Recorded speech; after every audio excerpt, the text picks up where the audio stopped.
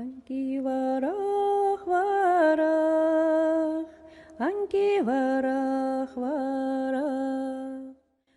Више Верхеты. Здравствуйте, ребята! Сегодня я расскажу вам одну интересную хантыйскую сказку про одного мальчика по имени Иде и что же с ним приключилось. А сказка наша начинается с необъятной тайги, где родился наш герой. Широко-широко по просторам Сибири раскинулась пышная дремучая тайга. Могучие сосны и ели растут в тайге. Светлые реки текут под ее сводами. На берегу одной такой реки жил мальчик Иде со своей бабушкой Эмял-Пай. Вырос Иде, но всего боялся. Никуда от бабушки не отходит, за бабушкин подол держится. Мне без тебя страшно! Чуть не плачет мальчик. Стыдно, Иде, быть трусишкой.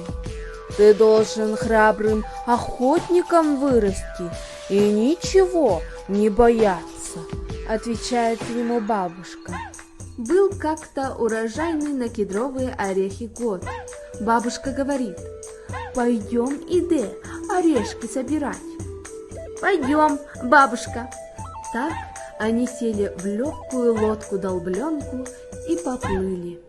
День был ясный, солнышко светит, тайга тихонько шумит. Дым река от одной песчаной отмели до другой бежит. Приехали бабушка с Иде, вышли на берег, поднялись на гору, пошли в тайгу. В тайге птицы поют, далеко слышно кедровка стучит, орешки из шишек выбирает. Стали бабушка с Иде орехи собирать. Старая Эмял-Пая колотушкой по сучку ударит, шишки сами падают. Полную лодку орехов насыпали, домой собрались. А бабушка одну берестяную кошелку с орехами на горе оставила. Ох, Иде, кошелку забыли, сбегай, принеси. Возвращается Иде, а бабушка уже далеко от берега отъехала. Заплакал Иде, кричит: Бабушка, что же ты меня одного оставила? Мне страшно! Тем временем вечер наступил, стемнело в тайге. Куда бы мне на ночь спрятаться, чтобы меня звери не съели? Думает Иде. Вдруг видит большое дупло. Может быть, здесь как-то спасусь от смерти, шепчет Иде.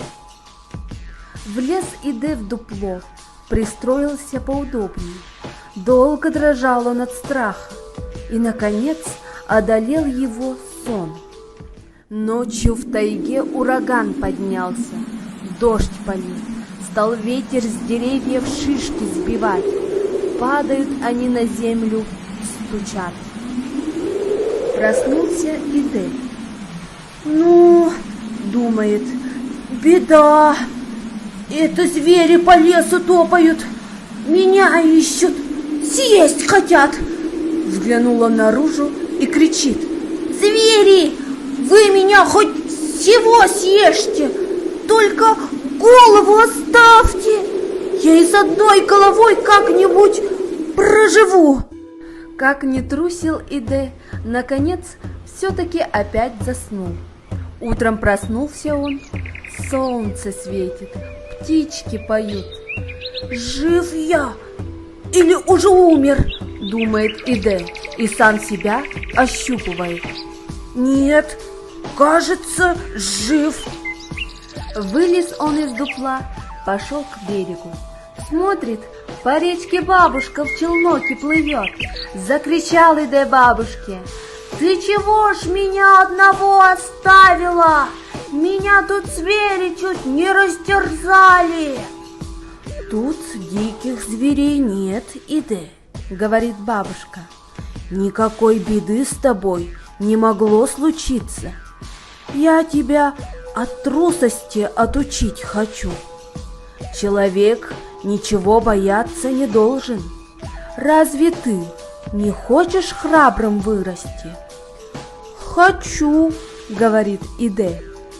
Помирились Иде с бабушкой и снова пошли собирать орехи.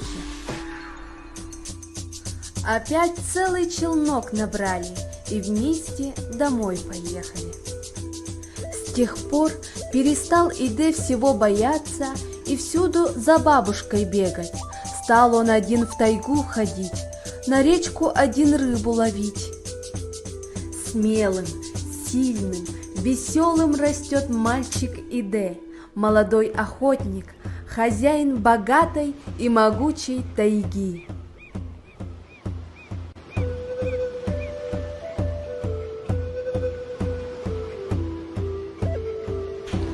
Надеюсь, вам понравилась сказка, и вы учли для себя урок. Не все то, чего мы боимся, может быть для нас опасным. И как говорит бабушка Имялфая, человек не должен быть трусишкой и всего бояться. Поэтому я желаю вам расти храбрыми и сильными. На этой ноте я с вами прощаюсь. Баян Нурхат.